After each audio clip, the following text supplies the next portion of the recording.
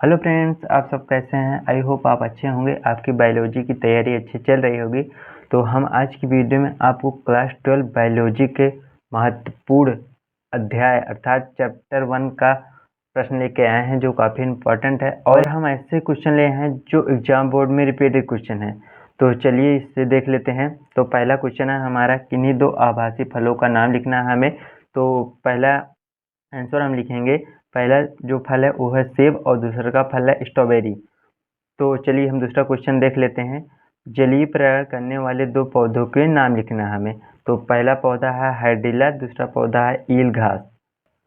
तो फ्रेंड्स हमारा जो तीसरा क्वेश्चन है वो है मासल फल क्या होता है।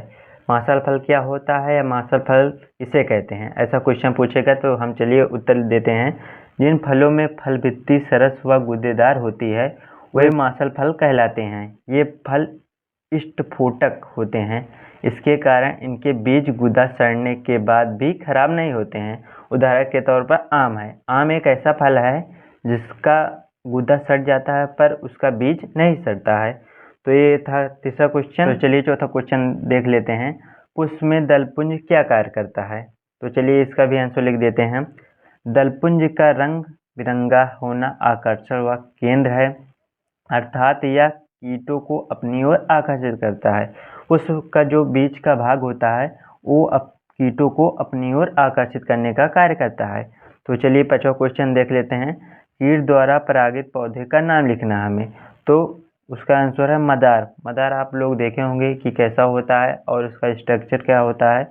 वो अपनी ओर कीटों को यानी कीट के द्वारा परागित होता है। तो छठा क्वेश्चन जो हमारा है, अनिषेचक फलन क्या है, अर्थात अनिषेचन फलन किसे कहते हैं। तो हम आंसर लिखेंगे, जब बिना निषेचन के अंडाशय से फल का निर्माण होता है तो इस अपक्रिया को निषेचन फलन कहते हैं। उदाहरण के तौर पर हमारा अंगूर है और केला, ये ऐसे फल होते हैं जिसमें बीज नहीं पाए जाते हैं और ये बिना निषेचन के तैयार हो जाते हैं। तो दोस्तों हमारा जो सातवां क्वेश्चन है, एक परिपक्व परागण में समाहित कोशिकाओं के नाम लिखिए। हमें एक परिपक्व परागण में समाहित कोशिकाओं का नाम लिखना है। तो हम लिखेंगे जनन कोशिका एवं वृद्धि कोशिका। ये दो ऐसे कोशिका हैं, यह समाहित कोशिका और परिपक्व परागण के नाम लिखना था। तो जो हमारा आठवां क्वेश्चन है ये काफ़ी मोस्ट इम्पॉर्टेंट है और यह हर साल बोर्ड एग्जाम में न किसी सेट में पूछा जाता है। तो आप इसे मोस्ट इम्पॉर्टेंट की श्रेणी में डाल लेना। तो हम लिखेंगे, तो पहले चलिए क्वेश्चन हम देख लेते हैं कि टेपिटम कहाँ पाया जाता है या स्थित होता है, इसका नाम यानी कि इसका क्या कार्य है। तो हम लिखेंगे टेपिटम पराग कोश की भीतरी परत में होती है और यह विकासशील परागण को पोषक प्रदान करती है। टेपिटम एक ऐसा पदार्थ होता है जो पराग कोश के भीतर पाया जाता है और यह किसको विकसित करता है, परागकण के पोषण को प्रदान करता है, उसको विकासशील बनाता है। तो दोस्तों हम आज की वीडियो में आपको चैप्टर 1 से सारे मोस्ट इम्पोर्टेंट क्वेश्चन करा दिए हैं और यह हर साल ऐसा क्वेश्चन है जो बोर्ड एग्जाम में पूछा जाता है। तो अब दोस्तों हम चैप्टर 2 मानव जनन के सारे इंपॉर्टेंट क्वेश्चन देखेंगे और इस चैप्टर के हम सारे ऐसे क्वेश्चन लेके आए हैं जो काफ़ी इंपॉर्टेंट है। तो चलिए इसको भी देख लेते हैं। तो पहला हमारा क्वेश्चन है कि लेडिंग कोशिकाओं का क्या अर्थ है। तो हम इसका उत्तर देंगे कि लेडिंग कोशिकाओं स्टेनॉल व एंडोजन हार्मोन्स का स्राव करती हैं। तो हमारा दूसरा क्वेश्चन है, यदि शुक्राणु के एक्रोसोम भाग को काटकर निकाल दिया जाए तो क्या होगा। तो शुक्राणु का जो स्ट्रक्चर होता है दोस्तों वो ऐसे होता है, एक चम्मचदार होता है। तो इस भाग को हम काट कर अगर निकाल दें तो हम लिखेंगे कि निषेचन की क्रिया नहीं होगी। जब ये भाग निकल जाएगा तो उसमें निषेचन की क्रिया नहीं होगी।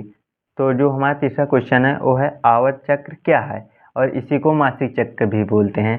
तो हम इसका उत्तर देंगे, मादाओं में अंडाणु निर्माण की प्रक्रिया 28 दिन के चक्र में होती है जिससे मासिक चक्र या आवर्त चक्र कहते हैं। तो अब हमारा जो चौथा क्वेश्चन है, आवर्त चक्र को प्रेरित या नियमित करने वाला हार्मोन्स क्या है। तो हम लिखेंगे, जो पहला हमारा हार्मोन्स है एस्ट्रोजन है और दूसरा हमारा हार्मोन्स है प्रोटोस्टेरॉन। ये हमारा दूसरा हार्मोन्स है। और तो दोस्तों हमने इस वीडियो में हम आपको चैप्टर 1 तथा चैप्टर 2 के सारे मोस्ट इम्पॉर्टेंट क्वेश्चन लेके आए थे और हमने सबसे आसान तरीके से आपको बताया है। और हम अगली वीडियो में आपको चैप्टर 3 और 4 का सबसे इम्पोर्टेंट क्वेश्चन लेके आएंगे, तो काफ़ी इम्पोर्टेंट है। तो आई होप यह वीडियो आपको अच्छी लगी होगी। यदि वीडियो अच्छी लगी होगी दोस्तों, तो वीडियो को लाइक कर देना, चैनल को सब्सक्राइब कर देना और बेल आइकन को भी दबा देना, ताकि हमारे वीडियो आप तक पहुंच सके।